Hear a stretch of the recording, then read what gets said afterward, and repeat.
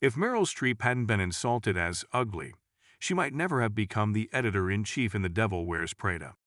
In March 1975, in Manhattan, New York, a young actress named Meryl Streep walked into the audition room for the remake of King Kong. Producer Dino De Laurentiis whispered to his son in Italian, "Che brutta."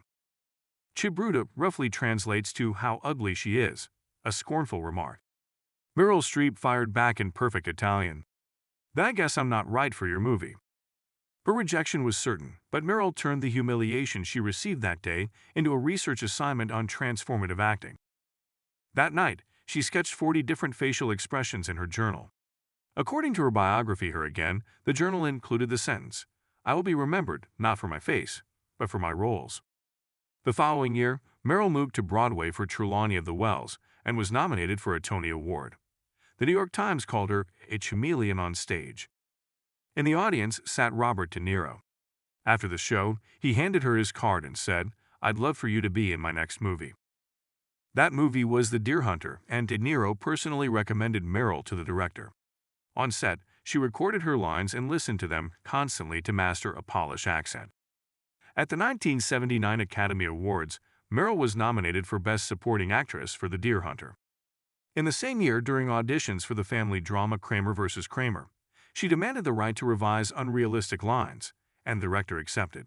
The film went on to gross $173 million worldwide and set a precedent for actor-driven rewrites. In 2006, the pitch for the fashion industry black comedy The Devil Wears Prada arrived at her doorstep.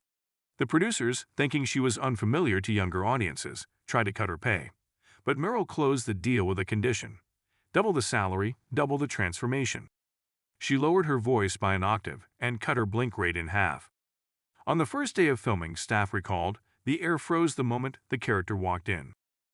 The film grossed $327 million worldwide, shattering the myth that fashion movies don't sell. And iconic moments like the coat toss, and that's all, became YouTube memes with over 1 billion views. At the 2007 Golden Globes, Meryl Streep gave her acceptance speech. Insults can be fuel. That one scornful remark had sparked an actor's metamorphosis. Now, let's turn back time. What if Meryl Streep had been crushed by that insult? Losing confidence, she might have returned to Yale to become a drama professor. The role in King Kong would have gone to another actress, but critics might have torn the film apart. Robert De Niro may have struggled to find a co-star who could match his emotional depth, and The Deer Hunter might have cut its romantic plot. The Academy might have overlooked The Deer Hunter, and interest in female supporting roles could have